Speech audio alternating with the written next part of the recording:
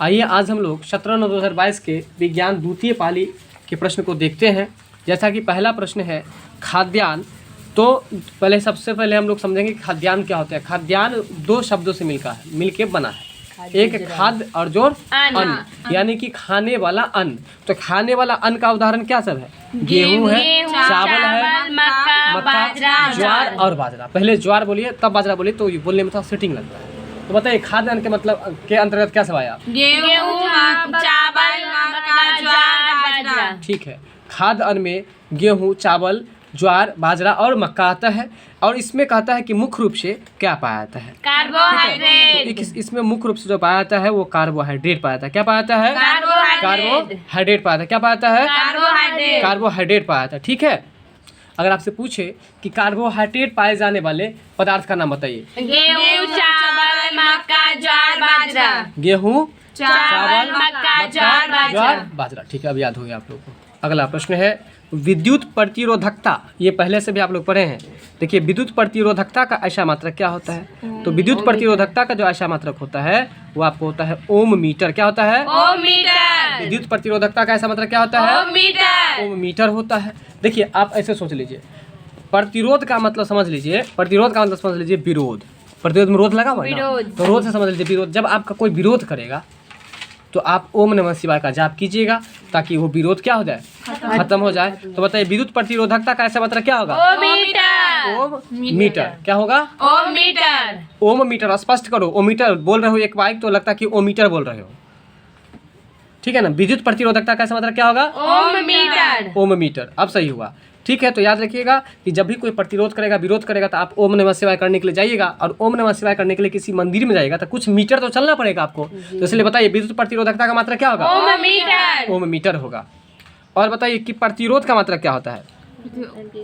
ओम होता है। प्रतिरोध का मतलब क्या होता है? प्रतिरोध का मात्रक ओम। अब विद्युत प्रतिरोधकता लगा देगा तो इसका मात्रक आपको ओम मीटर हो जाएगा। और इसको मोस्ट विद्यालय के चलिए क्यों? क्योंकि यहाँ पर देखिए प्रतिरोध में अक्सर आप प्रतिरोध क्वेश्चन पूछता है तो उसमें ओम होता है, लेकिन यहाँ पर लग गया है विद्युत प्रतिरोधकता तो उस परिस्थिति में इसका हो जाएगा आपको ओम मीटर। क्या हो जाएगा? ओम मीटर। अब आपका अगला प्रश्न है चंद्रमा का द्रव्यमान।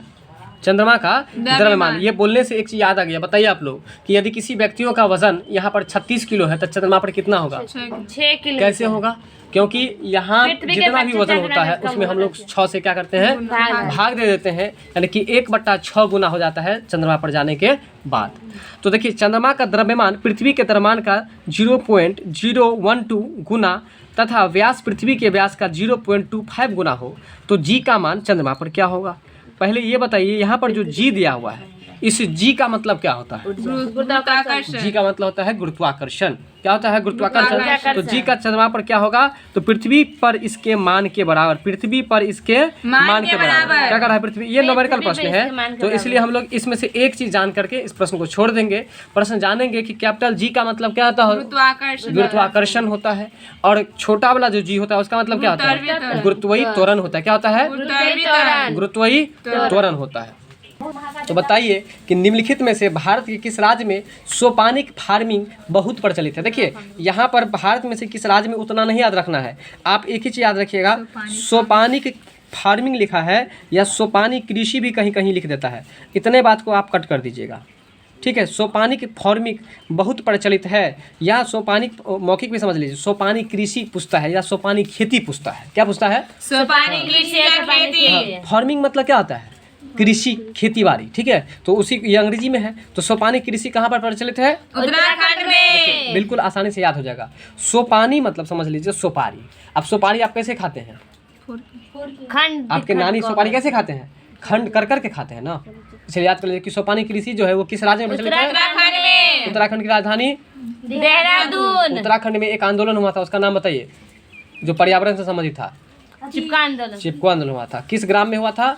चामोली ग्राम में। किस जिला में हुआ था? गढ़वाल जिला में हुआ था। एक बार पुनः बताइए, सोपानी कृषि या सोपानी की फार्मिंग जो है वो किस राज्य में प्रचलित है सबसे ज्यादा? उत्तराखंड में। ट्रिक समझ में आ गया ना? क्या ट्रिक है?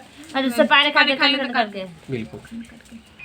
अगला प्रश्न है आपका किंगडम मोनेरा। बोलिएगा जरा, क्या है? Kingdom Monera. किंगडम मोनेरा है। इसके अंतर्गत जो आपको आता है, कहता है कौन शामिल है इसमें, तो बैक्टीरिया आता है। किंगडम मोनेरा में क्या आता है? बैक्टीरिया। बैक्टीरिया का हिंदी क्या होता है? जीवाणु। वायरस का हिंदी क्या होता है? विषाणु होता है। तो देखिए किंगडम मोनेरा जो है आपको, ये आपको इसमें कौन शामिल है? बैक्टीरिया। बैक्टीरिया बोलिए, बैक्टीरिया नहीं, बैक्टीरिया। ठीक है, किंगडम मोनेरा में कौन शामिल है? बैक्टीरिया है। कौन शामिल है? बैक्टीरिया है। ठीक है, तो ये प्रश्न आपको याद रखना पड़ेगा, इसको याद रखिएगा। अगला है प्रत्यावर्ती धारा।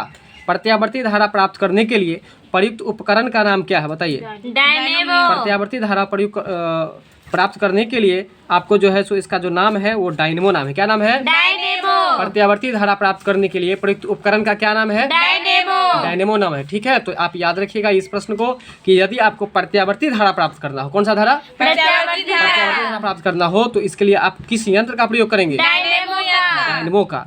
ठीक है, तो बताइए कि प्रत्यावर्ती धारा प्राप्त करने के लिए किस यंत्र का प्रयोग करेंगे? अगर आपसे पूछेंगे कि डायनेमो से कौन सा धारा प्राप्त किया जा सकता है? प्रत्यावर्ती धारा। डायनेमो से कौन सी धारा प्राप्त किया जा सकता है? प्रत्यावर्ती धारा। अगला है तत्व मैग्नीशियम। पहले अगर आपसे पूछते कि मैग्नीशियम क्या है, तत्व है। तत्व मैग्नीशियम सल्फर के साथ, देखिए मैग्नीशियम को हम किसके साथ मिलाएंगे? सल्फर के साथ मिलाएंगे तो अभिक्रिया करने पर कौन सा बंध बनेगा? तो आयनिक बंध बनेगा। कौन बंध बनेगा? देखिए किसको किस में मिलाते हैं, बताइएगा बिना देखे। मैग्नीशियम को किसमें मिलाते हैं? सल्फर में। तो कौन सा बंधन बनता है? आयनिक बंधन बनता है। तो बोलिए मैग्नीशियम को सल्फर में मिलाने से आयनिक बंधन बनता है।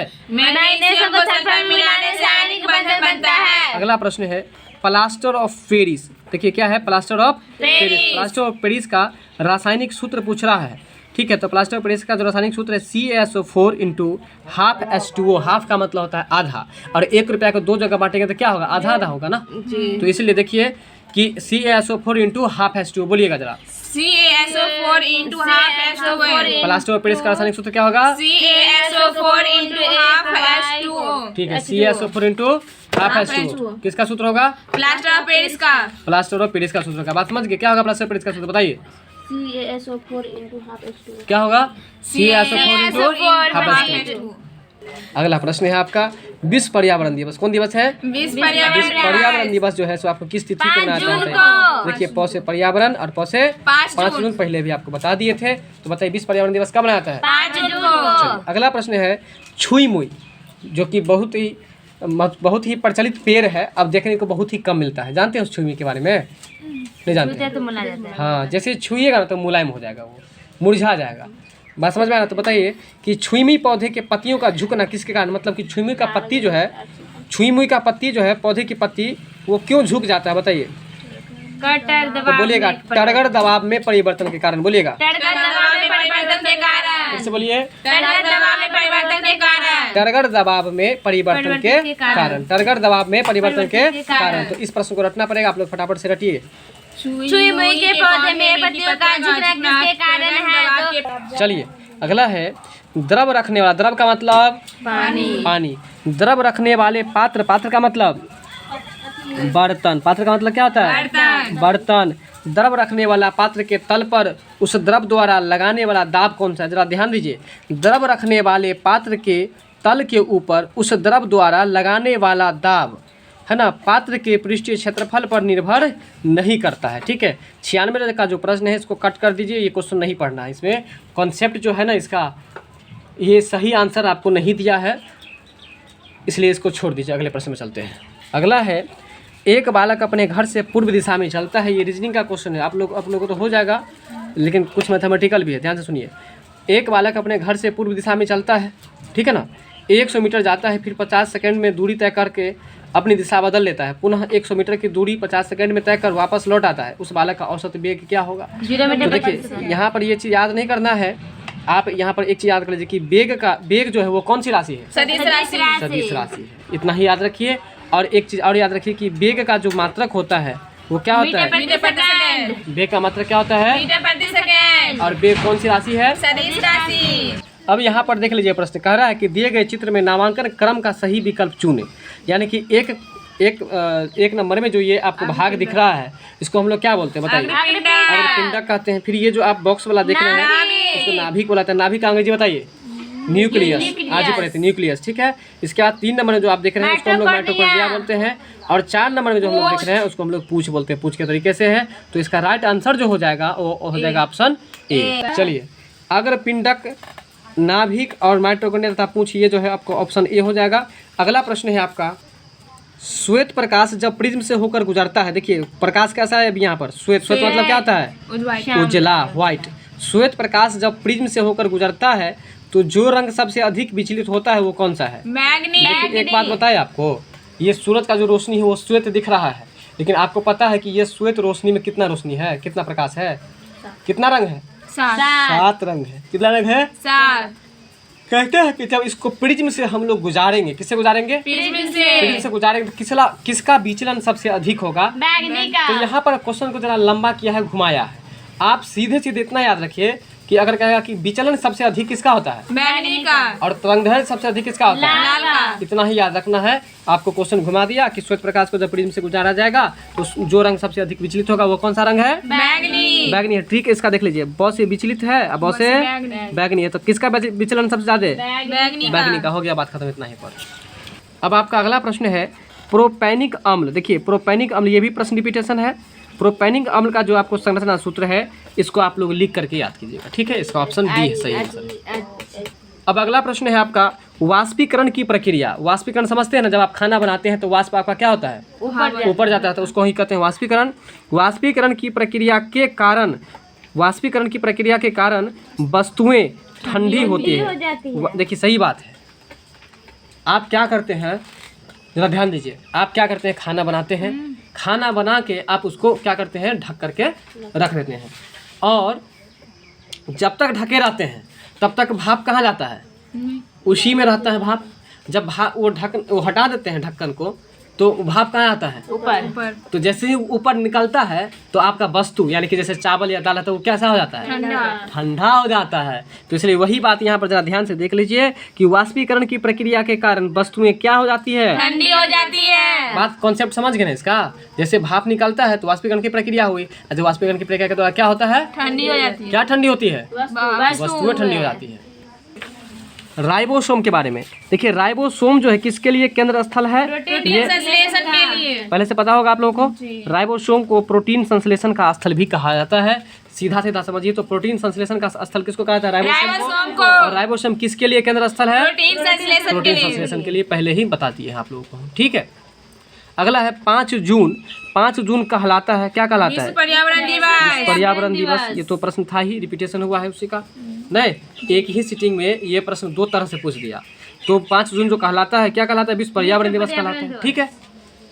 बताइए 5 जून क्या कहलाता है? विश्व पर्यावरण दिवस कहलाता है। चलते हैं अगले प्रश्न पर। चलिए, अब है एक्स परमाणु का इलेक्ट्रॉनिक विन्यास 287 है। हम पहले ही बताए थे कि 287 से मतलब रखिएगा, एक्स परमाणु वाई परमाणु से मतलब नहीं रखिएगा। तो यदि इलेक्ट्रॉनिक विन्यास 287 होगा तो वो कौन सा परमाणु होगा? अगर इलेक्ट्रॉनिक विन्यास 287 होगा तो क्या होगा? क्लोरीन होगा। एक्स परमाणु का इससे कोई मतलब नहीं है, तो याद रखिएगा क्या चीज से? 287। अगर 287 होगा तो क्या याद रखिएगा? क्लोरीन। अगला प्रश्न है प्रोकैरियोटिक कोशिका में डीएनए जो होता है वो केंद्रक झिल्ली से घिरा हुआ नहीं होता है। सही बात है। आप प्रश्न ऐसा पढ़े होते कि प्रोकैरियोटिक कोशिका और यूकैरियोटिक कोशिका, इस दोनों में अंतर क्या होता है? एक में आपको केंद्रक झिल्ली से घिरा हुआ होता है और एक में नहीं पढ़े थे कि नाभिकीय आवरण का अभाव रहता है, और एक में नाभिकीय आवरण रहता है। तो आवरण मतलब क्या होता है? ढका हुआ। तो वही बात हो, केंद्रक झिल्ली से घिरा नहीं है, एक में घिरा हुआ रहता है, मतलब एक में केंद्रक झिल्ली रहता है और एक में केंद्रक झिल्ली नहीं रहता है, ठीक है। तो प्रोकैरियोटिक कोशिका में डीएनए जो होता है उसके बारे में क्या बता रहा है कि केंद्रक झिल्ली से घिरा हुआ नहीं है। बात समझ गए? वीडियो अच्छा लगा हो, आपके लिए उपयोगी हो तो लाइक शेयर सब्सक्राइब कीजिएगा। जो सब बच्चे बैठे हुए हैं, सोए हुए हैं, खूब पढ़ें, एग्जाम पास करें। मिलते हैं अगली वीडियो में।